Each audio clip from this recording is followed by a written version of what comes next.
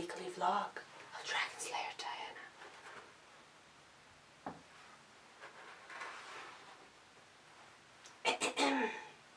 Hi again, everyone. So, welcome to Monday's vlog. It's week 2. It's week 2, and this week's project was her Pauldrons. Pauldrons. Eh. So, shoulder armor. So, as you can see, I got it done. They don't have their beltings or attachments, or however I'm going to figure out how to attach them to the crevasse when I make that. So, they do need priming, which is why they look a little odd because of the foam clay work on it. But once she gets primed, she'll all look the same color and it'll be perfect. So, I'm not actually going to talk too much this time for my intro just because I don't really have much to say. I was so busy I didn't even get started until Friday on these. Oh gosh. But I think it went really well. I don't have nearly as much footage as I did for the helmet. Something special's happening next week. It's my birthday on Tuesday. So, because of that, obviously, I'm also going to be busy. And then I have just still so much work to do. So much work. But that means I need to pick another easier project. So I think I've been thinking about it, and I'm going to go with the base bodysuit. And I'm not going to be doing the scale work on it. That's probably a 3-week project, if I'm being honest. And not something I'm nearly ready to tackle. So I'm just going to make the base bodysuit. It's just sewing. I've done a lot of bodysuits before, so I think it'll be just fine. As always, if you like these videos, or you like any of my videos, or you want to just keep up with my vlog and how everything comes together, then don't forget to subscribe, and I guess I'll just pop into the video. Oh! Just kidding. Let's at least show you off everything in case you haven't seen the last video. So here's the helmet. Ta-da! It's coming together. It's coming together. Yeah. Oh, my ceiling is way too low for how big her helmet is. Okay. So yeah, I guess I'm just gonna start on the video on how I made this. And yeah. So I hope you guys enjoyed this week's video. And I'll see you next Monday for the next vlog. So let's start with what you'll need, or what I'm using. Contact cement, one of the little applicator bottles. A round dome-shaped item that won't burn easily. 5mm foam. A knife, a cutting knife. And I am getting some help with this because I'm going to be using Kamui's pattern, Kamui Cosplay's pattern, for the curly Pauldron. It's the perfect shape to do what I needed to do. And I don't really classify it as cheating. I mean, I already owned all of those patterns for the shoulder armor, so why not use one? So, obviously, first step is to cut out your pattern. I will not be doing this with most of the pieces, just because they are very specific. It's just this one was so perfect in the same exact shape as Diana's. I just was like, why not? You know, why make life harder for myself? So now I'm just tracing out the pattern onto my 5mm foam, and just cut them in, you know, the directions that Kamui gives. So this is like a brand new box cutter, and it was glorious using it because my old one had gotten so blunt. And it broke, like the plastic handle part broke, so it's really nice having a new one. So obviously you'll need to cut 4 of these, and the first step is to lightly apply your contact cement to that middle seam. and then let it dry and get tacky before attaching it.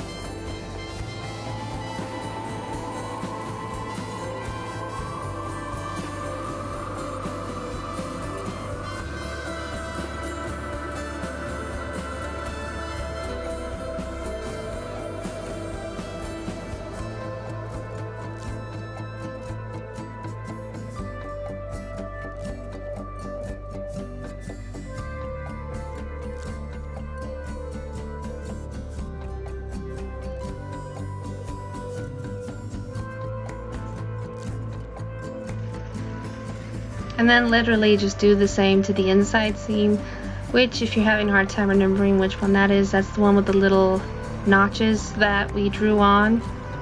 And for me it was easiest to match up the middle tab, notch, line, thing, and then go down from there. This is always the hardest part for me when doing foam, is attaching these big pieces without accidentally getting it stuck to another part. But this one was fairly easy. It's already got a really nice shape without even doing anything, so. But here you can see the one on the left is fully shaped, and this one's just totally just been glued. So I'm going to show now how I get the shape. That's my heat gun. It's amazing seeing the difference when you heat this foam up. Like, it gives it such a nice shiny texture, and when it seals that foam, it really does make a big difference. And you cannot do foam work armor without a heat gun, or really any foam work. So this is my own thing. I'm just pinching that because hers has this very defined pinch in it in the game pixels. Now her splash art is just kind of smooth. It doesn't have that, but I'm going with kind of a look between both. So yeah. So as usual, I dremeled it outside, so you did not get to see that. It did get very messy, so I had to wet it down a bit to clean it, and just lightly heat gun it to burn away the remnant. Right now, hers does have more details. So I'm taking Kamui's pattern again, but this time tracing the outside line, because Diana's has this part that comes down. It's like got these little points to it. So that's pretty much the part I'm gonna make now. And I'm just using her pattern as a rough idea of how to trace it. And it's all just really by hand. I have my reference picture open, and it's just a guessing game. But once I was happy, I went and cut it out, and then I'm gonna cut it out of foam too, and I'll need 4 of these as well.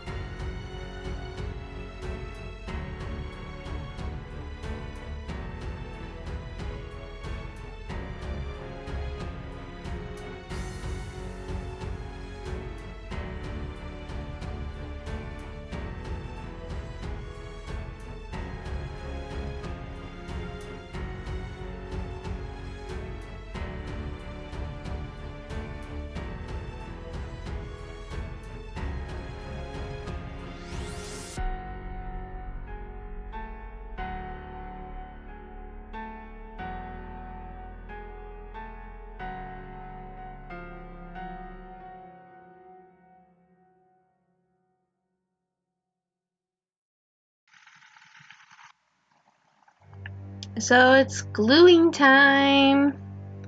So the ends have been cut at a 45-degree angle so that it gets a natural bend to it to kind of help me shape it around the pauldrons that are already made.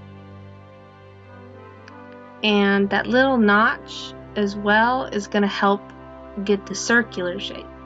So obviously I let the glue dry. I didn't just put it on and then do this. There's some time has passed. So it's the usual contact cement glue rules.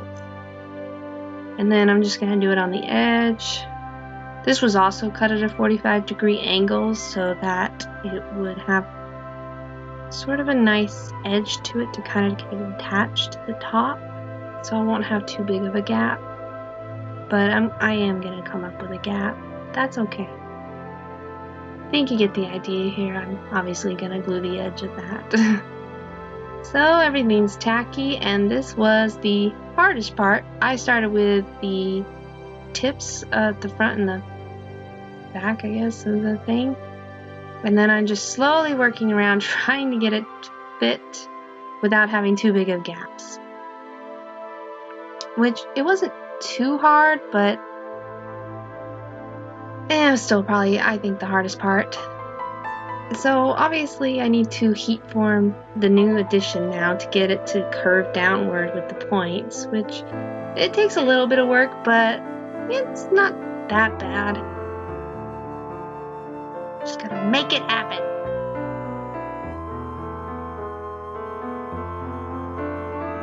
Just a lot of patience.